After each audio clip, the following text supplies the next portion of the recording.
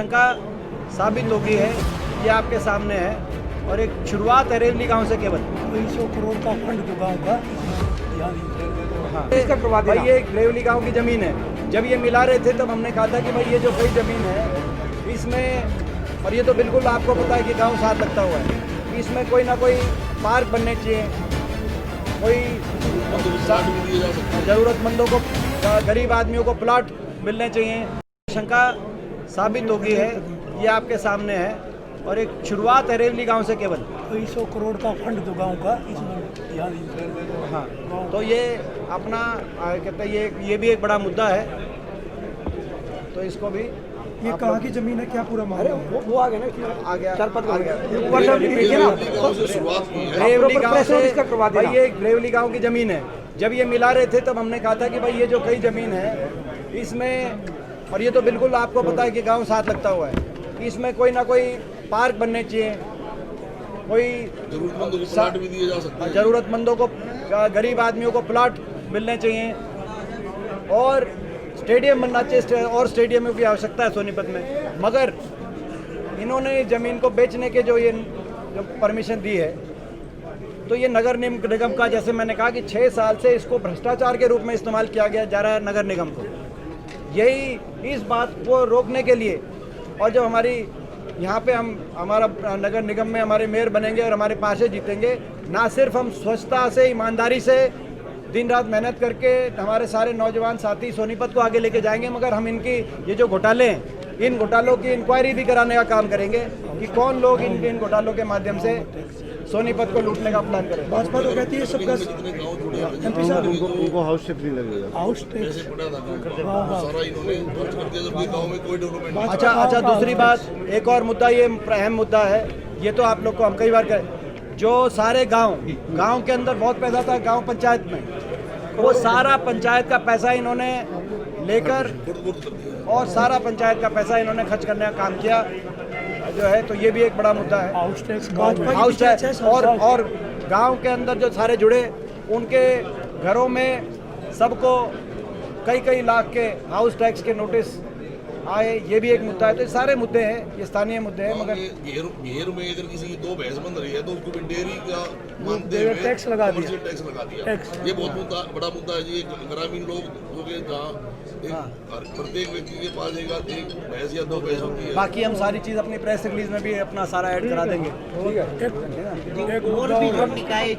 एक मुद्दा और है जो यहाँ से ये 334 वाला भी थाना, जो सोनीपत में पुराने मकान बने हैं 23 सेक्टर में या बाकी जो मकान बने हुए हैं, उनकी रजिस्ट्री होते हुए जो है ये इफ एंड बट्स लगाते, रजिस्ट्री नहीं करते।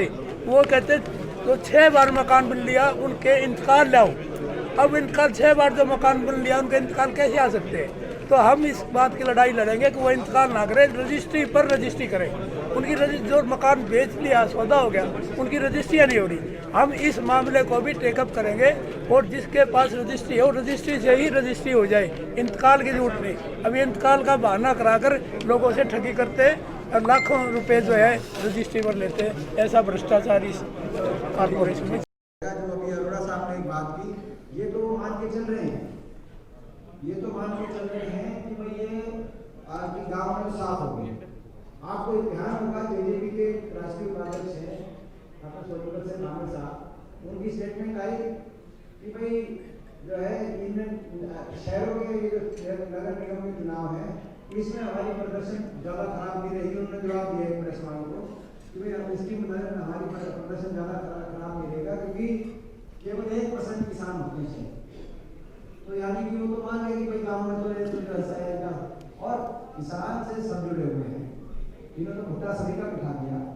आज बेरोजगारी में हरियाणा नंबर 1 है, अपराध में नंबर 1 है, विकास में 0 नंबर पर पहुंच गया, विकास दर सोनीपत का इन्होंने मुद्दा बिल्कुल दिखा दिया।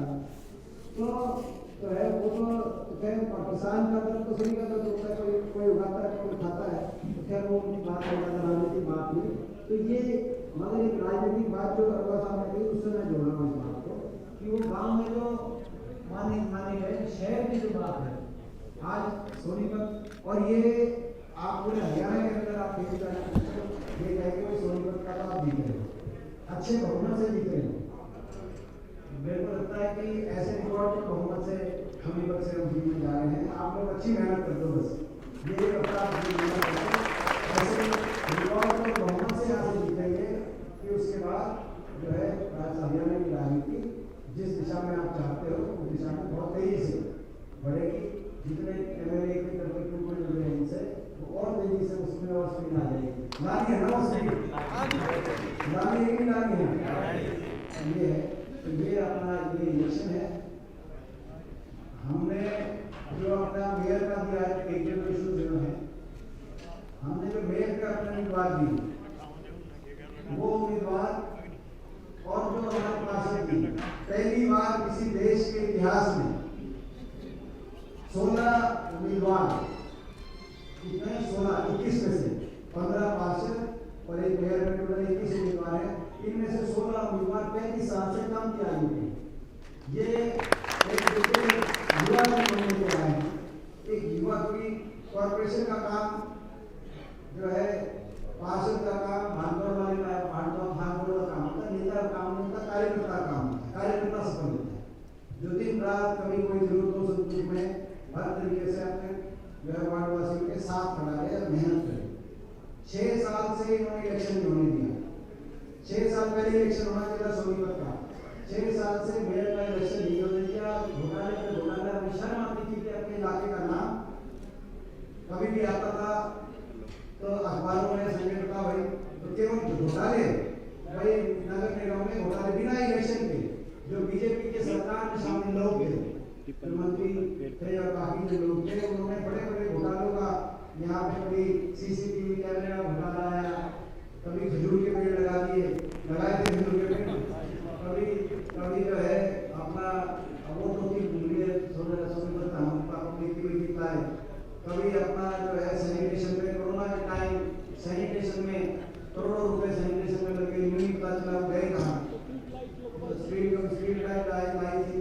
कहने का मतलब इस कॉर्पोरेशन के माध्यम से इतने बड़े घोटाले और इतने बड़ी जो है अपना ऐसे भ्रष्टाचार के आयाम साबित हुए, जिससे हमें बड़ी शर्म आती थी कि भाई हमारे इलाके का नाम ऐसे जो है खराब करा जा रहा है।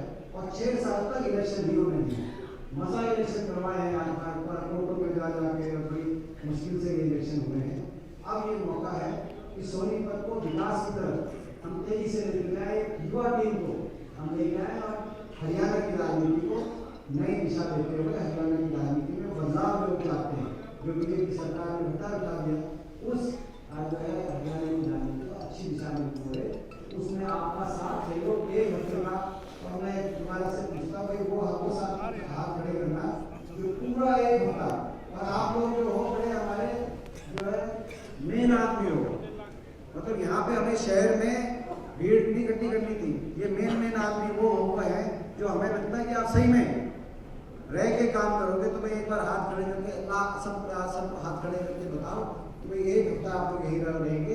अब हम वहाँ जाते हैं, जो सारे सीनियर लोग हैं उनको एक बार जाने दो और 1 मिनट के बाद सिस्टम बना के एक से मिलेंगे। कोई राम राम कर रहा था, कोई सेल्फी खिंचवा रहा था, सेल्फी भी राम भी सारी चीज वहाँ मिलेंगे। एक करके अपने ड्यूटी लगवा के और वहाँ ड्यूटी के साथ साथ आप अपने सीधा उस वार्ड में जाना जिस ड्यूटी में, और ऑफिस से पूछ लेना वहाँ पे किससे मिलना है क्या नहीं मिलना, तो वही मिलते हैं। हर खबर और नई वीडियोस देखने के लिए फेसबुक पर लाइक, इंस्टा पर फॉलो और यूट्यूब पर करें सब्सक्राइब।